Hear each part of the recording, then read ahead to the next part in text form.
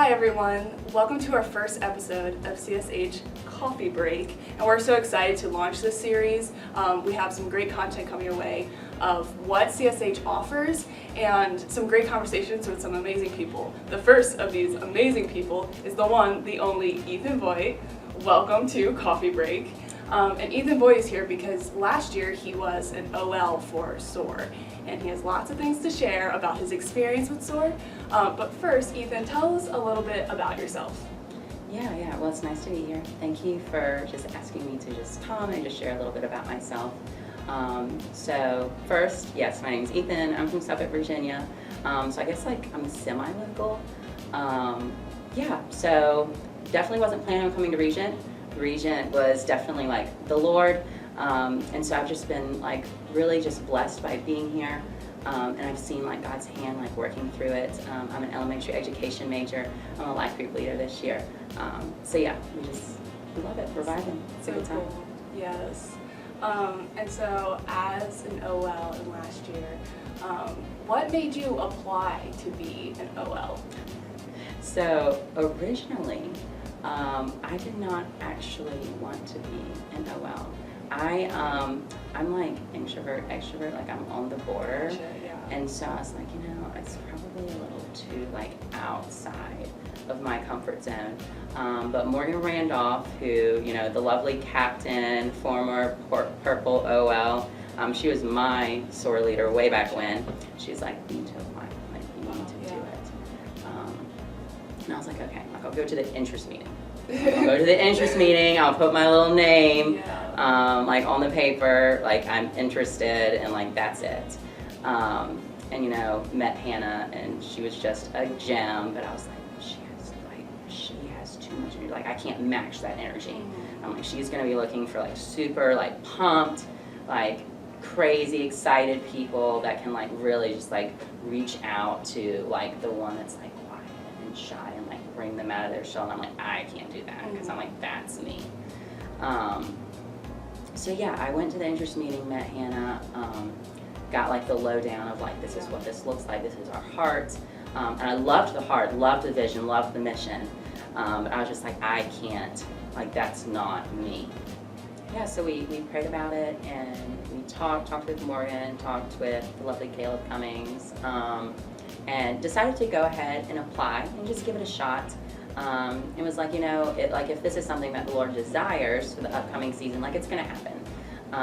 He equips those that he calls. So, just like having our confidence in the fact that, if this is something that the Lord desired, like it would happen, it would work out.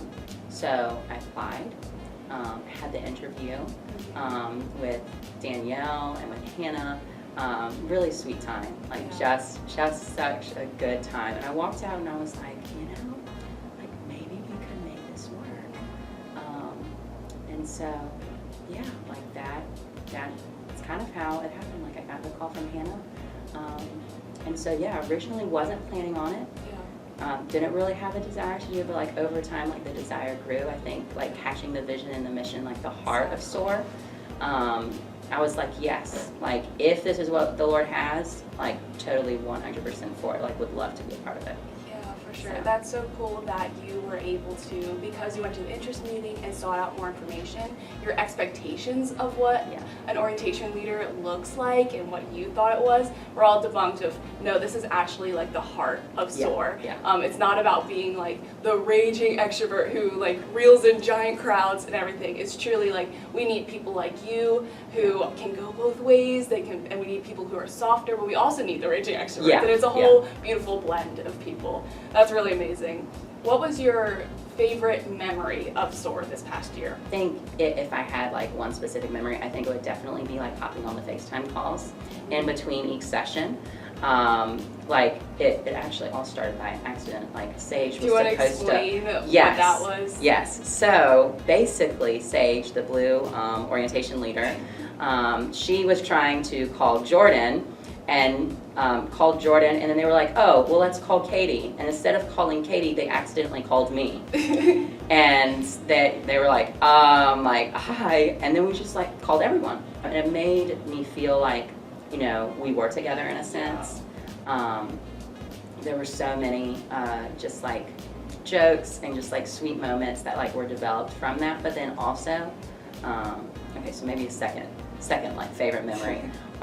We did like debriefs every day, but our final debrief was just so encouraging. I think after a long week when you're just like pouring out and you're giving it your all, like it's very easy to step away and be like, oh my gosh, like I'm exhausted, like I need to go take time for myself, which is important. Self-care is important. But I think our final debrief, just like affirming one another and just like encouraging one another and like saying, you know, like I see the Lord and how He used you in this way. Like I walked away from SOAR not exhausted. Like I walked away very full and very excited for like what the Lord was going to do in the fall. I'm like, oh my gosh, like if fall is anything like, you know, SOAR, like we are in for a great semester. And so I think that was just a really sweet moment as well. Like, yes, we developed community and like those little moments in between sessions were really sweet. But that final debrief of just like getting together and just like really affirming like how the Lord kind of like highlighted our different gifts and talents was probably like my favorite moment of the whole event. That's amazing, and it's cool that SOAR provided for you a leadership experience where it became that community and group like aspect. It became a bonding moment of leaders, which usually we see group facilitation where it's one leader and a group of people, but instead SOAR has an opportunity for leaders to come together and encourage one another and be together and do this similar thing together and share stories, which is very unique and really cool that SOAR offers that and you were able to experience that. So what was a leadership skill you feel like you acquired because you were an OL? That's a good question. I think for me it was maybe taking ownership of my like leadership style and being comfortable in who I was as a leader. Because I think it's really easy, especially at a Christian university, to play the compare game. Be like, you know, I really see how they do an excellent job. And then it's not really admiration. Then it kind of turns to like jealousy and then like an inward like self-doubt and like not having confidence in your own identity. And so I think that was very easy to do going in. Like, oh my gosh, like I see how this OL is just like wonderful with icebreakers. And so I think, you know, going through the event and, you know, allowing the Lord to kind of teach me, you know, like yes, each of those things about those other OLs is wonderful, and that's a gift that I've given them. But like, don't neglect your gifts that I've given you, and like, don't compare. Like, comparison's a thief of joy.